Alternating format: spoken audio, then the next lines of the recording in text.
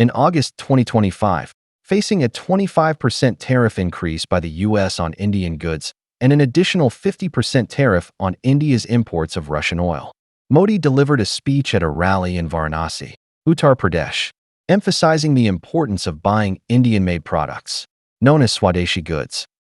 He stated that the global economy faces instability and uncertainty, and India must remain vigilant, prioritizing national economic interests by purchasing goods made by Indians to support local farmers, small businesses, and youth employment. He also mentioned the slogan "Vocal for Local," encouraging consumers to choose Indian-made products as a way to support the national economy. This initiative aligns with the Modi government's long-standing promotion of programs like Make in India and Self-Reliant India, aimed at boosting domestic manufacturing and economic self-sufficiency. I have said multiple times in my videos that Modi is extremely foolish and lacks insight. Apart from boasting and falsifying data, he is incapable of anything else. People always prefer to buy cost-effective products. What makes a product cost-effective is entirely determined by the market, and artificial intervention is meaningless. In Indian history, there was a large-scale non-violent non-cooperation movement where Gandhi urged Indians to buy locally woven coarse cloth and reject British fabrics. In the extremely backward Indian society of that time, residents could boycott British goods because they could not afford them anyway. However, the nobles, who had purchasing power, could not tolerate the poor experience of coarse cloth. Even if they supported the movement, it was a short-lived action that could not last. How did China achieve industrialization and become the world's factory? In Chinese history, the loudest calls to support domestic products came during the late Qing dynasty and the Republic of China era. But China's industry did not grow strong due to these empty slogans. On the contrary, people were accustomed to buying foreign goods. Even matches were better when imported.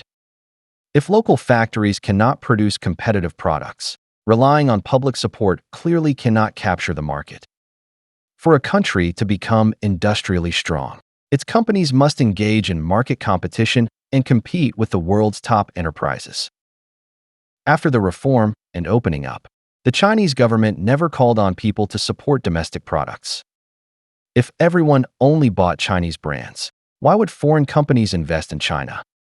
Such behavior is extremely foolish because the market is the main means of resource allocation, and the government must respect objective laws.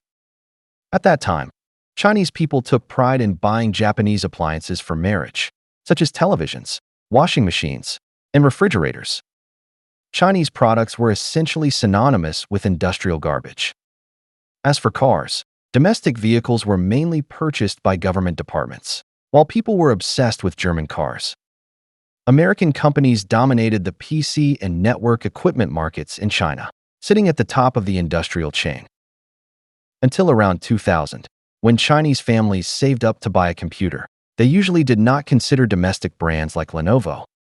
Most people preferred American brands such as Dell, Compaq, HP, and IBM. Even South Korea's Samsung had far higher credibility than Chinese brands. Before 2010, China's mobile phone market was almost entirely dominated by foreign brands like Nokia, Samsung, and Motorola, with Nokia practically synonymous with mobile phones. No one talked about using domestic brands because they were indeed industrial garbage. How did Chinese brands gradually become the mainstay of market consumption? They started with imitation and knockoffs, capturing the market with low prices. Chinese phones, computers, and appliances were not very functional or durable, but they were cheap. In many scenarios, cheapness is irreplaceable. If you only have a few tens of thousands of RMB but want to own a car, domestic brands like BYD and Wuling are your options. Imported cars, even the worst ones, cost over 100,000 renminbi.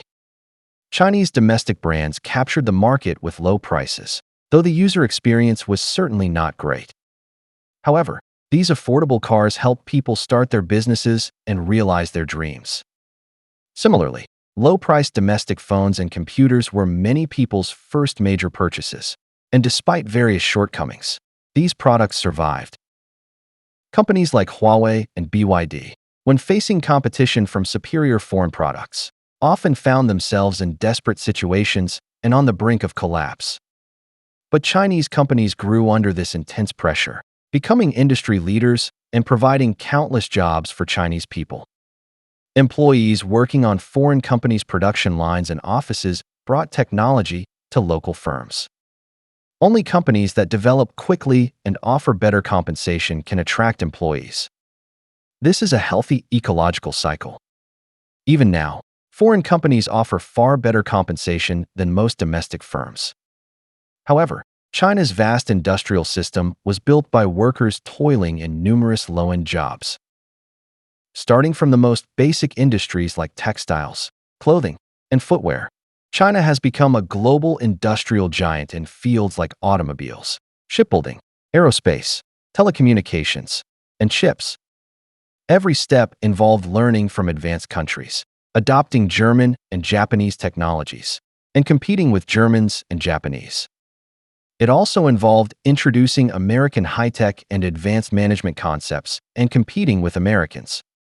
Even today, Germany and Japan lead China in many industrial fields, and the US still holds advantages in chips and AI.